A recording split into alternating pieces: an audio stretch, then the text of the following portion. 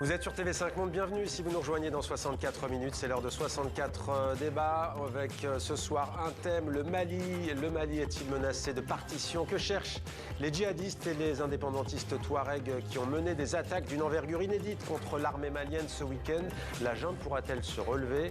Nos invités nous ont rejoints. Bonsoir Pierre Boilet, soyez le bienvenu sur TV5 Monde. Vous êtes historien à l'Institut des mondes africains, spécialiste de l'Afrique subsaharienne. Avec nous également André Bourgeaud, bonsoir et bienvenue. Vous êtes anthropologue, directeur de recherche émérite au CNRS, spécialiste du Mali, CNRS, Centre national de la recherche scientifique en France. Lou Osborne, merci beaucoup d'être avec nous en direct sur TV5 Monde. Vous êtes enquêtrice et co-autrice de Wagner, enquête au cœur du système Prigojine. C'est aux éditions du Faubourg, la milice russe qui était présente au Mali et qui est toujours désormais, mais ça s'appelle Afrika Korps. On va en parler. D'abord, j'aimerais vous remontrer à tous les trois cette image, c'est l'image du jour. Beaucoup de rumeurs à son sujet. Assimi Goïta est réapparu pour la première fois publiquement avec l'ambassadeur de Russie à Bamako. Pierre Boilet, que vous inspire cette image? On se demandait si le président par intérim était blessé, s'il avait fui la capitale malienne. Comment recevez-vous cette image? Écoutez, je la reçois comme un possible fake, hein, parce que, bon, d'abord, vous voyez qu'il a un masque déjà, bon, c'est un peu curieux. Il y a eu des fakes aussi sur alors, est-ce que ce sont des fakes ou pas? On n'en sait rien. On n'en sait rien, qu'il a été évacué sur un camp extérieur, qu'il est prisonnier des indépendantistes. Alors, le masque, il en porte souvent, et puis on porte quand on est malade. Bon, vous avez des doutes sur la véracité de l'image? Des doutes parce qu'il ne s'exprime pas pareil. Hein. Donc, c'est un peu curieux, quoi.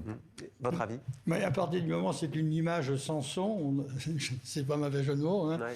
On peut s'interroger sur est-ce que c'est véritablement une image pertinente, d'autant qu'il se disait un peu partout qu'il avait été évacué en hélicoptère pour se réfugier au Burkina. Donc ça a été repris aussi par des spécialistes. Donc une image, encore une fois, une photo sans son, sans verbe. Bon, c'est quelqu'un qui ne parle pas beaucoup, mais enfin là, il ne parle pas du tout. Dans la situation actuelle, c'est quand même un peu surprenant et douteux. En tout cas, il semble y avoir un message, que l'image soit vraie ou pas. Lou Osborne, c'est que c'est à côté de l'ambassadeur de Russie. Y a-t-il un message? Oui, clairement, c'est un exercice de communication. D'ailleurs, il y a un deuxième jeu de photos qui est sorti quelques minutes après, où on le voit à l'hôpital, toujours d'ailleurs avec un masque.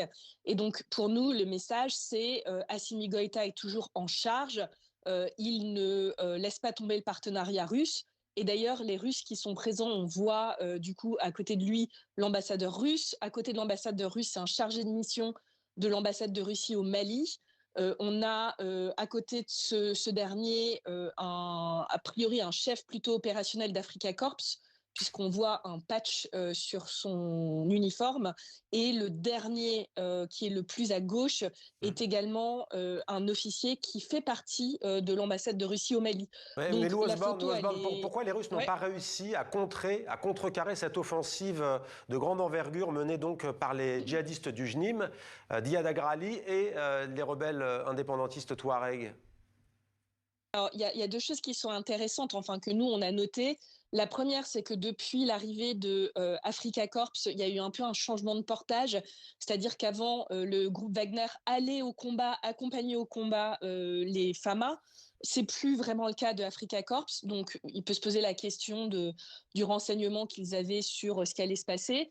La deuxième chose qui nous paraît peut-être plus intéressante à débattre avec les spécialistes autour de ce plateau, c'est qu'il semble qu'il y ait des négociations, des accords qui aient été passés entre Afrika Korps, le FLA et d'une certaine mesure le JNIM. Je vous rappelle qu'il y a une semaine, Afrika Korps avait fait libérer 2 de leurs ressortissants russes via le Mali, qui étaient retenus par le JNIM. Donc ça fait quand même un certain temps qu'ils se parlent. Alors beaucoup de sigles. FLA, Front de Libération de l'Azawad, donc c'est la partie nord du Mali, ça c'est FLA. Le JNIM, ce sont donc les djihadistes. Et puis les FAMA que vous avez cités, ce sont les forces armées maliennes, c'est l'armée régulière malienne. André Bourgeot? Oui, je pense que l'image intervient dans un contexte bien précis, c'est-à-dire que les forces militaires russes ont quitté Kidal par obligation désarmées. Il y aurait eu l'intervention d'une puissance étrangère proche du Mali qui sera intervenue pour faire ça. Donc ça veut dire quelque chose quand même de très significatif. C'est dans ce contexte-là que l'on voit apparaître Assimi Goïta, le président Assimi Goïta, avec l'ambassadeur de Russie. Kidal qui serait toujours aux mains des djihadistes, ça serait un coup terrible pour le pouvoir? Non, Kidal est aux mains du FLA.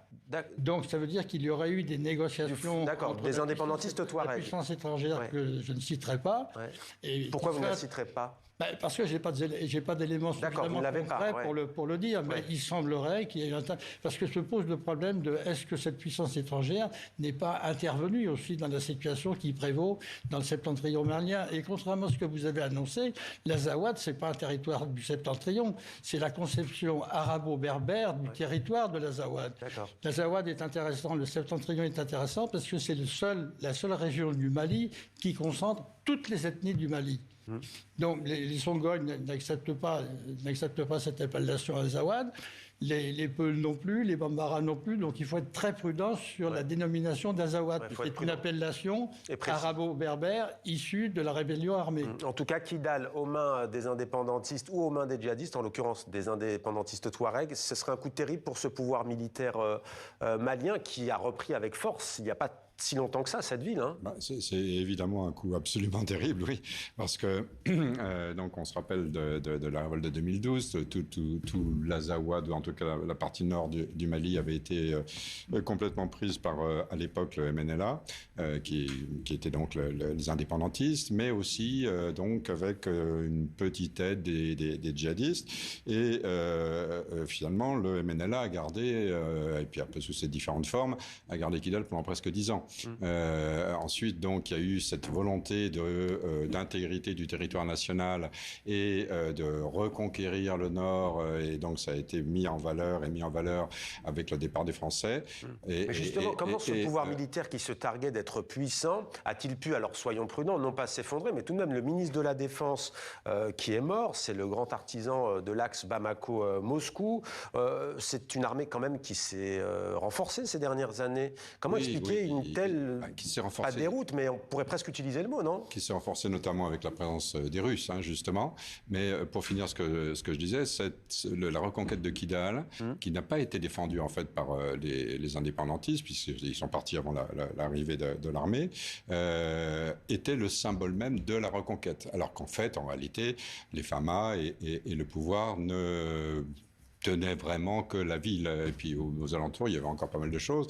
Et on l'a bien vu donc avec la bataille de Tinzaouaten il y a 2 ans, où les FAMA et les Russes ont voulu monter donc plus au nord, où se situait encore pas mal d'unités indépendantistes, et se sont fait vraiment battre à plat de couture. Donc là, de nouveau, c'est un revers énorme en fait pour le pouvoir. La politique toute la propagande en fait qui tombe, qui s'effondre. Sadio Camara, je le disais, Lou Osborne, artisan donc de l'axe Bamako-Moscou, il a été tué. C'est le ministre de la Défense qui a été tué lors de cette offensive. Je vous repose la question tout de même, est-ce qu'on sait si des forces armées de l'Afrika Korps sont intervenues, hélicoptères ou autres armements lourds, pour essayer de contrer cette offensive? Oui, tout à fait. Ils sont à l'œuvre. Donc, on a vu des images de drones, on a vu de la défense qui est faite avec de l'armement lourd. Clairement, ils sont plutôt présents sur Bamako. Par contre, il s'est passé quelque chose au nord du Mali. Alors, est-ce que c'est dû justement à cette fameuse bataille de Tinzaouatine qui a été une claque dans leur figure, et du coup, ils ne veulent pas, dans le nord, reproduire un peu la même chose. Alors c'était Wagner, c'était fin juillet 2024, 84 mercenaires du groupe Wagner tués, 47 soldats maliens tués également par les mêmes rebelles d'ailleurs du FLA qui s'étaient déjà alliés de façon circonstancielle aux djihadistes. Alors, il y avait eu un peu une compétition entre le FLA et le JNIM pour revendiquer certains coups qui avait eu lieu pendant cette bataille. Là, la différence avec aujourd'hui, c'est qu'aujourd'hui, il y a eu une prise de parole conjointe, à la fois du FLA et du JNIM, pour dire qu'il y a une association, une collaboration sur l'opération qui est en cours. Et ça, c'est nouveau par rapport à ce qui s'était passé il y a 2 ans. André Bourgeot, j'aimerais qu'on avance tout de même dans ce débat. Voilà, il y a cet aspect qui est impressionnant, qui marque les esprits sur la facilité avec laquelle ces groupes ont avancé vers des grandes villes du Mali. Est-ce que ces deux mouvements peuvent s'entendre? On parle donc d'indépendantistes touaregs qui cherchent quoi? L'autonomie, l'indépendance, contre Iyad Agrali qui voudrait quoi? Un Mali islamique, voire un califat? Mais sur le plan factuel, c'est pas du tout surprenant. Ils ont comme ennemi commun la junte au pouvoir. Donc, isolés, ils ne peuvent rien faire contre ça. Donc factuellement, mais c'est pas la première fois qu'il y a une alliance avec les islamistes. Rappelez-vous qu'il y a eu la création de la République islamique de l'Azawad, qui a été créée par El Habas, qui était le numéro 2 du IAD, qui s'est redonné une virginité politique en créant la République islamique de l'Azawad. Ça veut dire qu'au sein du mouvement de l'Azawad, y compris au sein du mouvement national de libération de l'Azawad, il se peut qu'il y ait une mouvance islamiste qui ne soit pas négligeable. Iyad Agrali lui-même, à la tête des djihadistes, était un indépendantiste touareg. Ça, c'est du factuel. Maintenant, ce factuel-là, il peut aussi s'institutionnaliser. Il peut s'institutionnaliser, c'est ça sur quelle forme? S'il y a institutionnalisation entre le JNIM et le FLA, ça va déboucher sur quoi? Est-ce que ça va déboucher sur l'instauration d'une république islamique du Mali? C'est une hypothèse. Ou bien, autre hypothèse qui me paraît beaucoup plus pertinente, est-ce que s'il y a des contacts, des discussions qui sont prises, voire des négociations sur le devenir du Mali, est-ce qu'ils ne vont pas s'acheminer vers une sorte de forme d'émirat malien uni? Ça pourrait satisfaire. Ça pourrait satisfaire. Attendez, je termine là-dessus. Pourquoi malien et pourquoi émirat? Ça satisferait la dimension religieuse. Il ne faut pas négliger la dimension musulmane qui prévaut au machin. Et puis ça pourrait satisfaire aussi les gens du Septentrion qui seraient satisfaits parce qu'il y aurait un émirat du Septentrion, donc ils se reconnaîtraient aussi dans une forme d'autonomie de gestion, si toutefois la dominante islamiste, cette fois-ci, serait majoritaire. Septentrion, pour vous, c'est la partie quoi? Septentrion, les mots sont importants. Quand vous dites Septentrion, c'est la partie... C'est tout le Septentrion, c'est tout le nord du Mali. Tout le nord du Mali. Dans ces circonstances-là, l'Algérie s'y retrouverait beaucoup. D'où le fait que je n'envisage pas sérieusement que ce qui s'est passé dans le Septentrion n'ait pas été soutenu implicitement par ce grand voisin. Bon, c'était ma question, mais on va y venir alors sur l'Algérie. Mais juste un instant, est-ce que cet homme, Iyad Agrali, se rêve en Ahmed al-Shara syrien? On se souvient de l'offensive spectaculaire en Syrie, j'allais dire en Russie, lapsus.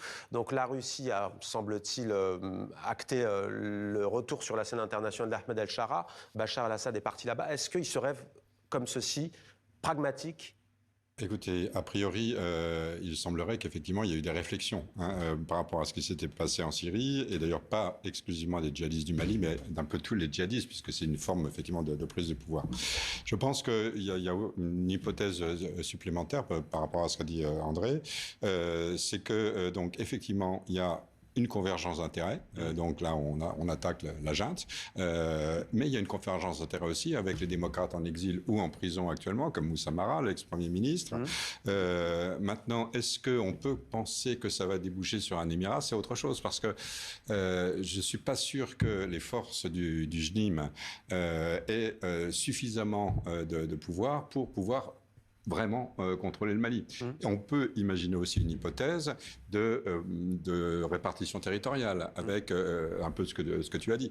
Donc le FLA garderait donc le nord, et puis il y aurait peut-être une entente entre démocrates, JNIM, le rôle de l'Algérie, le rôle de l'Algérie, j'aimerais vous entendre à ce sujet.